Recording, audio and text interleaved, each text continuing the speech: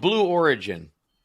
I think that relates more to SpaceX. Yes. Yes, it does. So there were two people early on at SpaceX that Elon had me fire. That one of them was one of my early mentors because he thought that they were charging too much time. They were consultants.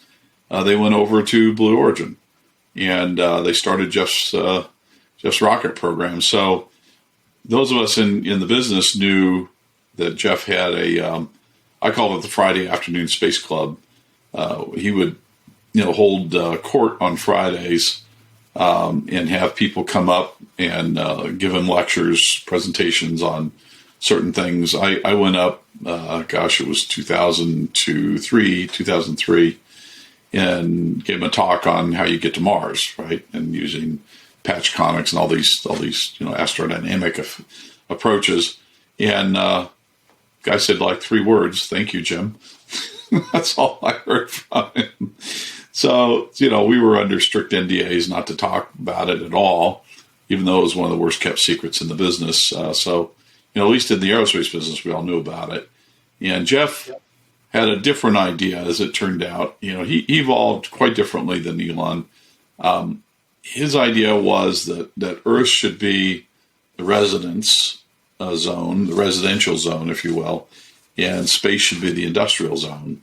So, his thought was we should make space where most of our polluting industry goes, and return Earth back to its beautiful, pristine state.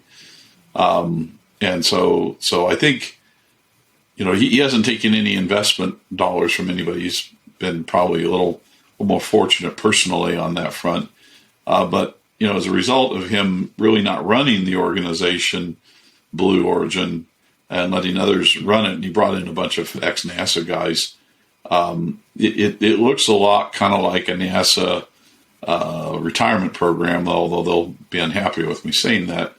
But it does to me, and doesn't have that same sort of fire and brimstone that SpaceX has. Elon, say what you like about him, he gets in there and he manages that company on a day-to-day basis. He gets very involved, and he instills a lot of action in the people. And Blue Origin just doesn't have that same sort of zeal. Now, you'd mentioned earlier that SpaceX had like 7,000 satellites scheduled. That's in the industry, 7,000 satellites in the industry. 7,000. So the real question is where I'm going, doesn't matter who. How many can fit up there? A lot. So this is a question I get a lot. It sounds like a lot of stuff bumping into each other. Very well, at some point it does. It's not infinite, of course, but it's a lot more than what's up there. So it's important to understand a couple of things. First of all, once you put something in orbit, it's in motion, and it seems like a perpetual motion machine that never comes back, but it does. The atmosphere of the Earth extends out even to where these satellites are orbiting, and it's very thin, but it extends out there in such a way that it causes the satellites to decay gradually. We've all seen, like it was famous in the 70s, Skylab, or I guess it was the 80s, Skylab re-entered. Yeah. And that was the atmosphere that brought that back. And so that had to be early to mid 70s. Well, so they launched it in 72 and they abandoned it in 76. So it could have been late 70s. Yeah. Now, I just remember playing with a buddy on my street in Michigan, pretending we were in Skylab, but I left Michigan, like 78. So I knew it had to be before that. That sounds right. Yeah, I could have come back in within a year because it was pretty low. So the point I was going to make was the closer you get to Earth, the denser the atmosphere is. And there's an altitude under which you really can't fly in space. So that's about 150 kilometers or what's that? About 80, 90 miles, something like that. There's just too much atmosphere. It'll come back in a couple orbits. But the point I'm making is anything that's below about 450 kilometers, which is maybe 300 miles up, is going to come back within 10 years. If it's above that, if you're say up around 800 kilometers or 500 miles, then you're talking about maybe 100-year lifetime. So that's the place where you have to worry, is up very, very high. And so what's promising to me is that people are starting to think about this, and there will probably be some at some point some regulatory requirements for third-party liability insurance for satellite operators for contact. Right now, there's no requirement at all, because above 100 kilometers, it's like the open sea, right? So if the insurers require that, then they're going to put a higher premium on lasting longer in space, because it's a higher risk. So where we come in at Phantom, for example, is if we're going to make it easier for you to replace your satellites. So like your phone, you get a new phone every couple of years.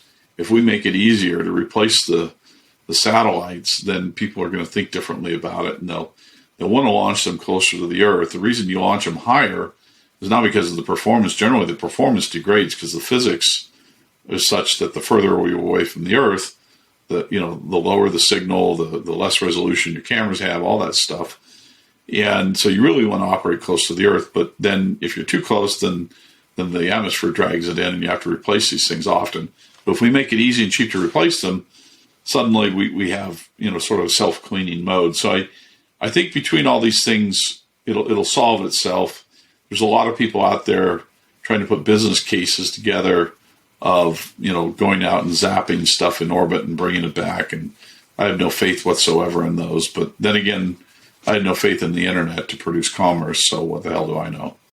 What about these things re-entering and crashing, or do they burn up so much there's not enough to worry about? Generally burn up, yeah. So some things, like titanium valves and things like really dense stuff, can sometimes make it to the surface, stainless steel tanks, and so on. So generally, when you get at least in the United States, when you get a satellite operator license through U.S. government, if you're commercial, they go through a debris analysis of your satellite to make sure that stuff won't survive. So like circuit boards and that, there's this thing called the ballistic coefficient. So they just kind of float like paper, and because they've got a very high ballistic coefficient. But rocks and chunks of metals tend to survive. Okay, I was thinking about that. I'm thinking about the 7,000 satellites on deck. And then I'm thinking, is it just going to be raining this shit one day? We're a long ways from that. We're probably at least 50 years from a major problem. That's not to say the satellites aren't colliding already. I worked on the Iridium telephone constellation, where we lost one, a number of years ago to an old Soviet booster that's been in orbit forever. And these things happen. It's rare, but it happens. What about tourism? Space tourism. Is it going to be like the Schwarzenegger movie? What was it when he went? Oh, yeah. What was that called? Total Recall. Total Recall, yeah. One of my favorite movies, actually. I thought that was fantastic. I think that's, Elon's vision of Mars, frankly, is something like Total Recall. If anybody's going to make that a reality, he will, provided he can live long enough to make it a reality, because it's going to take a long time. But space tourism, the idea of paying to go up and get a ride, it's alive and well. We saw last Saturday another one of Bezos' rockets went up. I in fact knew two other people that flew on it. One's a very good friend, and people are willing to pay a couple $1 million a ride for that. And that's kind of a novelty income still. So I don't see it being a big industry in the near term. In the long term, it might, if people figure out how to do it cheaply enough, and maybe Starship will do that. That's SpaceX's latest huge rocket. So, who knows? I don't think, however, that there's enough people on the Earth that really want to pay, the price of their house to go see the Earth from space. I'm a space guy, and I don't even want to do it. So maybe that affects. Well, I didn't think it was ever going to be those people anyway. Right. If it starts relating to the cost of their house, it might start relating to their annual or 6-month jet fuel bill. Yeah, those kind of people will do it, right? And they can go to their cocktail parties and talk about it, wear their astronaut wings on their, on their lapel and all that sort of thing. But the average person doesn't really give a crap, to be honest with you. This has been Jeff Stearns, Connected Through Cars.